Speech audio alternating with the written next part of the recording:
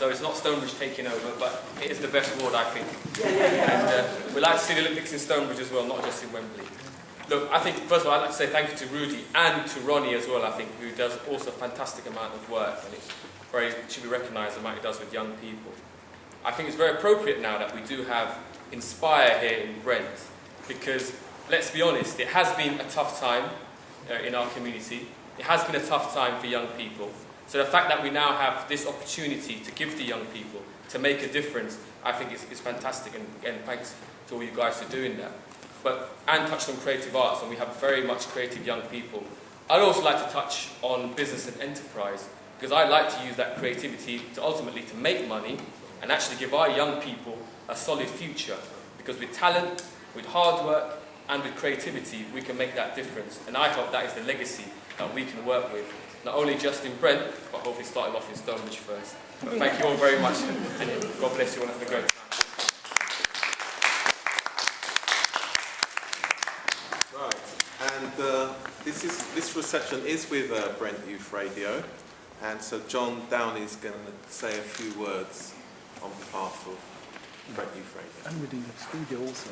Yeah, hi, good evening, ladies and gentlemen, and thank you all for attending this auspicious occasion, because it's quite important what I'm about to say, and I hope it doesn't put a downer on things, but I hope that it's not just words that we're going to be dealing with today, because our situation, Brent Youth Radio, and its accompanying studio is quite real, and we mentioned the importance of the creative industries.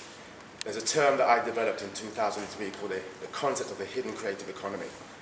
And just in East Lane Business Park, you have about 5, call it, to be nice, community radio stations, on the streets, pirate radio stations. And we have a situation where young people are aspiring to be in creative activities that are against the mainstream. And you're talking about industries, hidden creative economies that have been in running for generations now. And Sunday, I held an awards event called the Hidden Creative Economy Awards, HiCREC Award in short. And we're talking about people who are grandparents who are still in the hidden creative economy, generating incomes that are outside of the mainstream. And you're talking about young people now, grandchildren, who in their future, to express their artistic ambitions, are still looking at the hidden creative economy for their futures and not in the mainstream. So the point I'm making is that here's an opportunity that we can laud the fact that yes, there is the creative industries and there's opportunity for young people, but it's real. There are organizations, not only but ourselves, talking about enterprises. We have a concept called the Creative Inclusion Support Network, where we actually encourage young people to set up their own individual businesses, using their talent to create income for themselves. The problem is we need to tie it in to the mainstream, so they don't just think about, gangster, thug life, we know all the negative connotations of some of our art forms. We need to use this opportunity to be creative and to engage and to widen. Now, to make it positive, if you can imagine, we all heard of Radio 1. Now, before Radio 1, it was Radio Caroline. What was Radio Caroline? Thank you. Now, the government, at the time, saw it fit that this hidden creative economy at the time, the pirate radio stations, needed to be brought into the mainstream. So the Broadcasting Act at the time, in the early 60s, engaged Radio Caroline to become Radio 1. Now, we can do the same for our young people.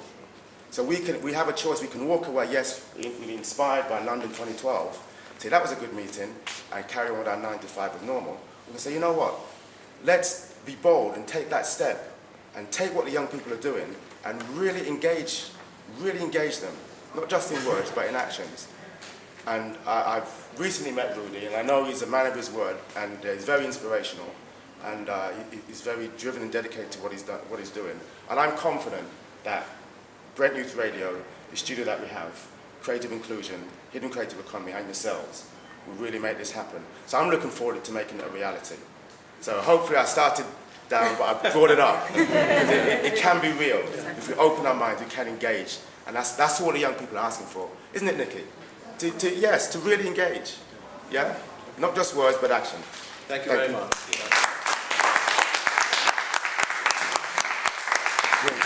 And I think what's been exciting for me is this journey with the different faith communities. Now, the Christian faith has been represented by an organisation called More Than Gold, which is a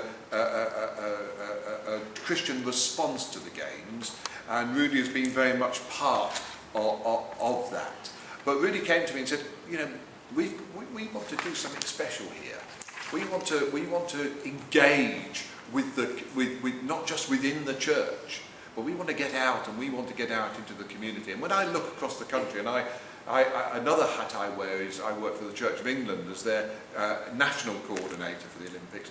And when I go around the country, I meet all sorts of people from local authorities. And so it's not just the London local authorities. And I see what they're doing across the country. They've got projects going on the back of the Olympics. They're saying, well, the Olympics is coming, it may be, the majority of it in London, but actually it's going to affect the whole country. And I can confirm that, having been in Beijing and also having been in Vancouver. In Vancouver, 3 weeks out from the Olympics, the Winter Olympics, they were talking in the press about riots and demonstrations against the Olympics. 3 days out, the parties started. 2 weeks in, the Canadian Prime Minister was talking about the rebirth of his country. Not just the rebirth of Vancouver or rebirth of Whistler, where the activities were taking place, but the rebirth of his country, because it affected the whole country so much. And that's what will happen with the Olympics and Paralympics come to the UK. And this is the exciting thing about this project, is instead of the church just thinking about, what can we do for a bit of mission and outreach, it's actually said, the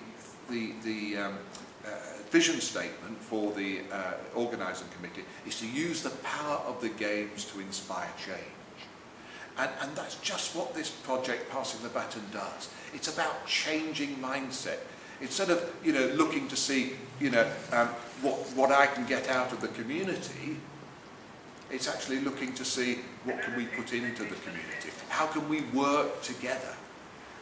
And how can we work together, with young people? How can we work together, with the safer neighbourhood policing? How can we work together with the local authority? What can we do together that's going to inspire change?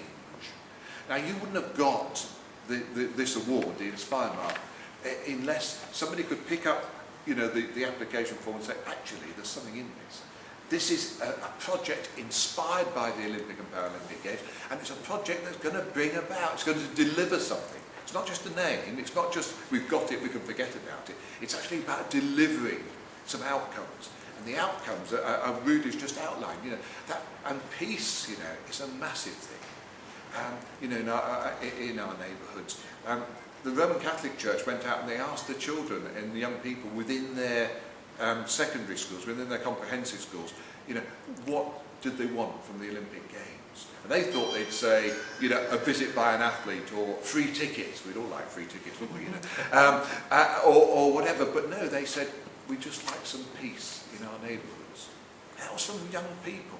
They're fed up of, the knife culture. They're fed up of the gang warfare. They're fed up of actually living, looking over the shoulder to see who's coming to get them next. And this project can actually help to bring about change here and in every other local authority where it's being run.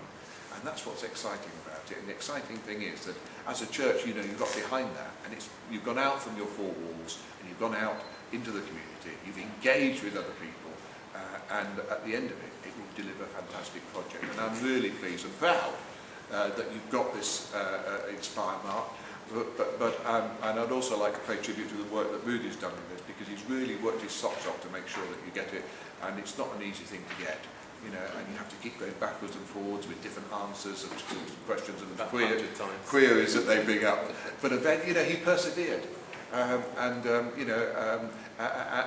that's the exciting thing, and I'm really pleased and proud that you've got this, and I'm really looking forward to not just what happens during the next year, but what happens after that, because this is all about legacy. This is all about changing the mindset of people in our communities, and that will live on long after the Olympic and Paralympic Games. So, thank you for inviting me tonight, and I'm really pleased that you were able to, get this mark, and I look forward to working with you for the next 2 or 3 years.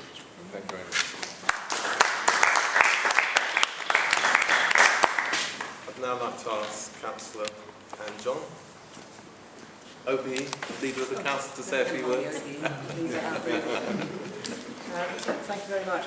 I haven't seen Rudy for quite a number of years, not since he was working on Harsden City Challenge, so I'm really pleased to see you again, Rudy, and it's good to know that you're doing all this kind of work. And this is an important occasion, and I know that people who work with the GOCOG know that it's very bureaucratic. When they come to a place like Brent, though, we're used to big sporting venues in our borough, we're used to parking schemes, we're used to road closures. We have Zaretha Brown here, who's our 2012 officer.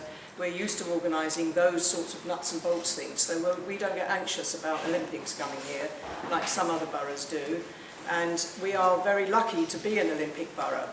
We're going to have the football here, we're going to have the badminton here, we're going to have the rhythmic gymnastics, and we can't wait. And you're absolutely right, the city has a party when the Olympics are coming.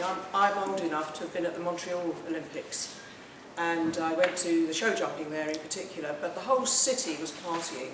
Everybody joins in, and that's what we're going to be doing next year. But actually, you're right, it's about the legacy, and it's about what we do for people across the age range, but particularly young people. We're a young borough here, we've got lots and lots of young people. And every organisation, faith groups and others, who can attract people, young people in particularly, so that they can engage with them, teach them some skills, and then they are better equipped for life that follows.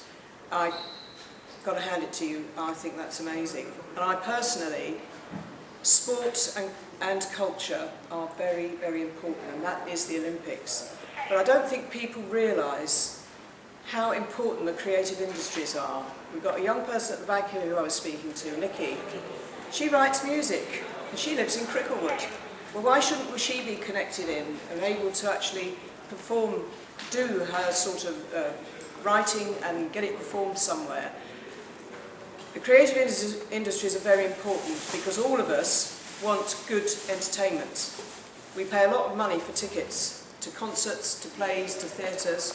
We want to see good lighting, good sound, good acting, good comedians, across the whole of the choices that we have in a modern, sophisticated, educated and prosperous society. And so that's a young person's area, is it not? Why are we not doing more? We're doing a lot here in Brent though, and I was speaking to Danny Maher from Cricklewood Homeless Concern today, Nikki, and he was telling me about how many artistic people there are in Cricklewood, how many people who write, who paint, and who make music. And so you're in the right place there, and we've just got to make a few more connections. But down in South Kilburn, here in Wembley, we've got Fountain Studios here, the home of the X Factor. Rachel Evans from Fountain Studios is connected into Brent's cultural strategy. We've got the Tricycle Theatre, it's all about young people and involving them. We're the best place you could do this work, Rudy, that's what I'm telling you. We've got lots of young people. Cancel all the other ones, cancel all the other ones. We've got lots of young people, we've got lots of good ideas, and I for one, I know Ronald is busy filming me at the moment, I don't think you should do that, I'm not young enough to go on your films. But actually his radio, we've all been down there and talked to the young people there, and some of the stuff that's done there is absolutely amazing. So I can only say well done for getting this particular accreditation, and good luck for your work over the coming months until we have this fabulous, fabulous time in London Borough of Brent, across London and across the UK. I wish you the very best. Thank you very much.